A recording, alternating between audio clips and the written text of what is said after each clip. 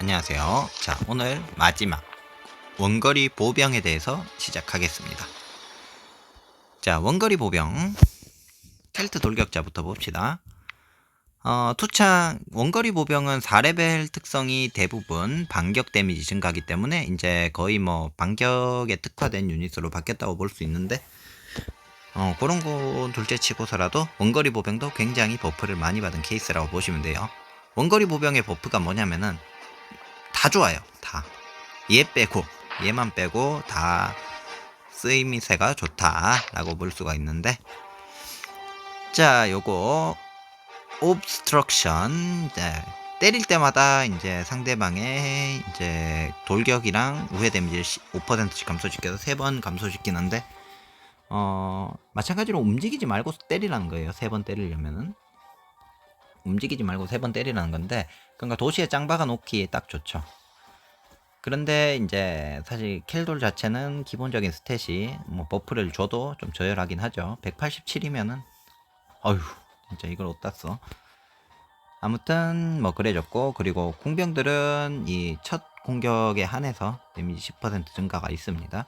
그 외에는 별로 특이한 사항은 없어요. 이동력 10이라는 점, 그런 게 있고, 그 외에는 뭐 딱히 그냥 조금 더 세졌다고 보시면 되고요. 자, 그 다음 도끼맨 같은 경우에도 이 투척 도끼가 조금 좋아졌어요.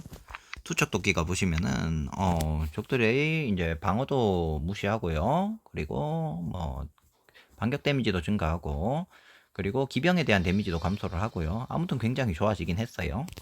하지만 얘 넣을 공간이 없죠. 자, 마찬가지로 이 포진, 요게 굳건한 의지였나 하여튼 그랬었는데, 이게 군단 효과로 바뀌면서 이제 기병에 대한 데미지가 10% 감소하는 게 군단 효과로 바뀌었어요.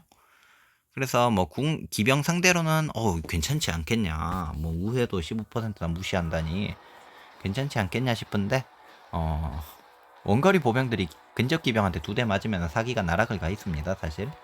그래서 거의 안 써요.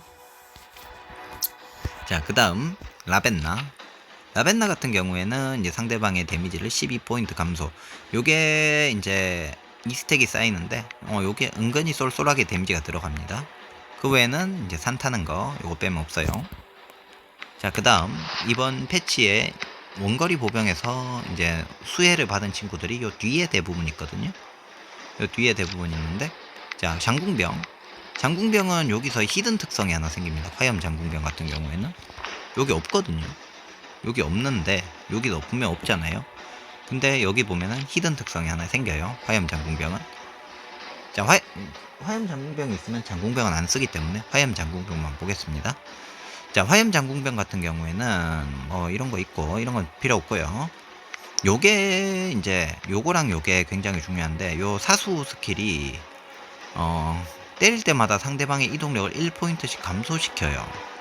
원래는 그냥 상대방의 이동력 소모를 1포인트 증가시키는 정도였는데, 이제는 상대방 이동력을 1포인트 감소시키는 효과까지 있습니다. 이게 문제가 뭐냐면은, 상대방 턴이 되면은, 만약에 내가 이제 내 턴이 끝났어요. 내 이동력이 10이야. 그래서 내 이동력 10을 다 썼어. 그러면은 내 이동력은 다음 턴, 상대방 턴에 10인 상태로 남아 있는데, 상대방이 그때 이제 화염 장궁병으로 3방을 때리면은, 이제 이 장궁병으로 3방을 때리면은 이동력이 7로 시작합니다.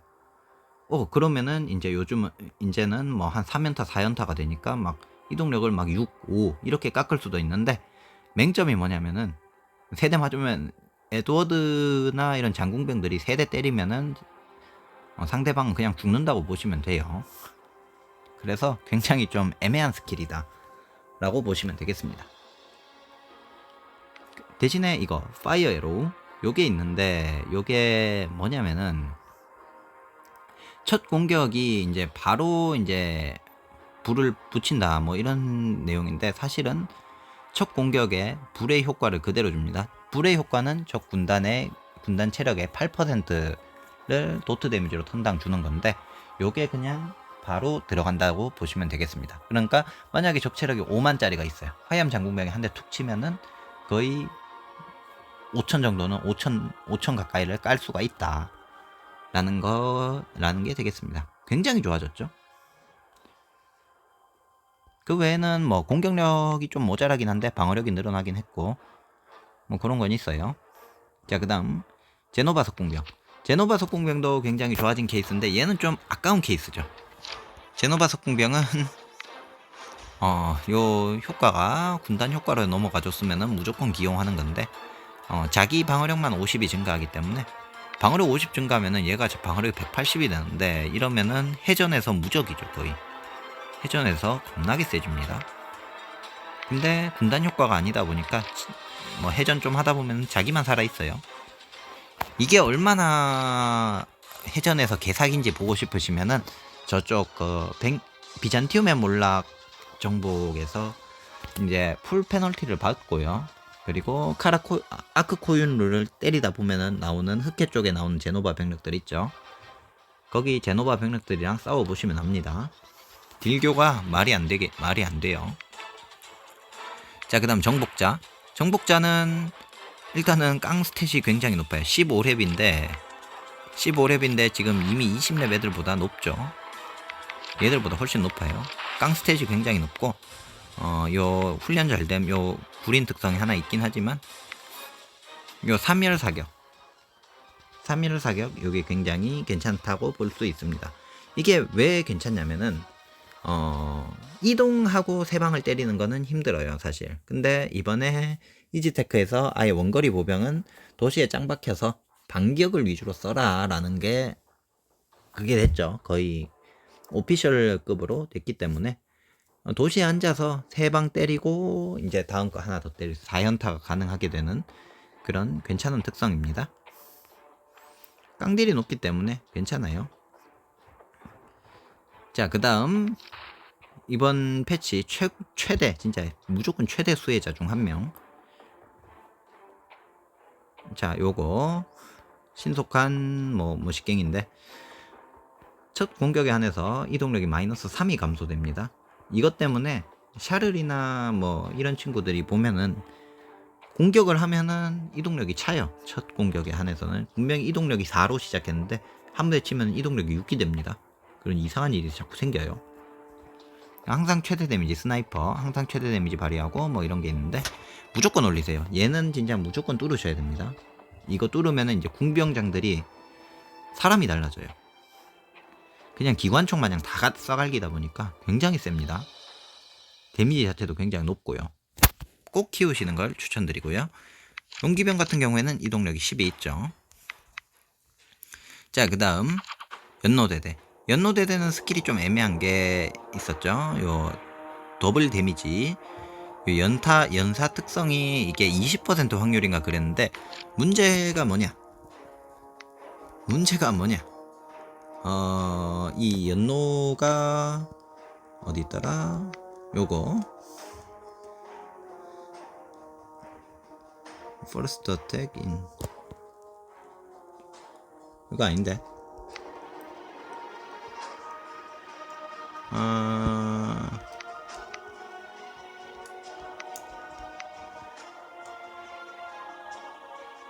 요거 첫 공격에 한해서는 무조건 연사 특성이 발휘가 됩니다. 그러면 첫 공격에 한해서는 무조건 2배 데미지가 나온다는 얘기고요. 그리고 요 연노 특성이 이제 더블 히트를 하면은 데미지가 15%가 증가하는 아무튼 좀 미친 특성이 됐어요. 그래서 굉장히 좋은데 문제는 수급처가 없다 라는 점 아쉽고요.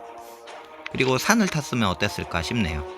용기병이 숲을 다니기 때문에 얘는 산을 타면 어땠을까 싶은데 그 점이 조금 아쉽죠. 그 다음 술근조. 술탄근이 조총병은 볼 거 없어요. 좀 구려요. 적을 하나 죽일 때마다 아군 사기, 그리고 주변에 있는 아군의 사기도 3씩 올려주는 효과인데 어떻습니까? 좀 너무했다. 그리고 원거리 보병들은 대부분 보시면은 이제 여기 있다. 이 버프가 좀 소소합니다. 5% 증가, 5% 증가, 5% 감소 이런 거예요. 적들의 데미지 5% 감소, 그리고 적들의 아군의 공격력 5% 증가, 뭐 이런 것밖에 없어가지고 좀 소소한 느낌이라고 볼 수가 있어요. 자, 그 다음 원거리 기병. 거의 몰락한 친구들. 너무 구려졌어요. 얘 빼곤 다 버리시면 됩니다. 뭐, 제국 군기병 좋지 않냐고. 구려요. 그냥 다 구리니까 그냥 버리시면 돼요, 이제. 자, 요거는 그냥 여기서 보겠습니다. 낙타. 근접 보병에 대한 데미지가 10% 감소 효과가 있는데, 뭐 쓸데없죠? 그리고 이제 요 광역 스킬이 이 사격 특성이 이제 기동 사격으로 특성이 바뀌는데, 회피 시에 이제 공격력이 10% 증가한다. 뭐 이런 게 있는데, 뭐 별로 볼 거 없고요. 얘도 마찬가지. 얘도 뭐 볼 거 없죠. 중창기 얘도 볼 거 없고, 코끼리는 뭐 도시에 대한 데미지가 15% 증가한다는데, 코끼리 쓰는 사람 없죠. 투창도 뭐 별로 안 좋아요, 사실. 뭐 적들 10% 깎아도 뭐합니까.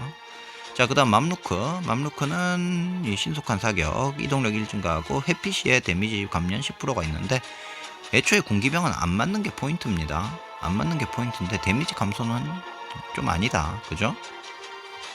자, 그 다음 기사활 같은 경우에는 뭐 방위보병에 대한 데미지가 증가인데, 방위보병 뒤에는 이제 군기병 같은 경우에는 창군궁을 이제 잡기 위해서 기용을 해라, 뭐 이런 느낌으로 만들었는데, 보시면은 이상하게 뜬금없이 원거리 보병에 대한 데미지 증가가 있죠. 그리고 근접 보병에 대한 데미지 증가도 있고요. 그러니까 창병과 조합되는 친구들이 있단 말이에요. 걔네들에 대한 데미지 증가가 두드러지는 경향이 있어요. 그래서 그런데 이제 사실 안 써요. 자, 다만 이제 얘는 괜찮아요.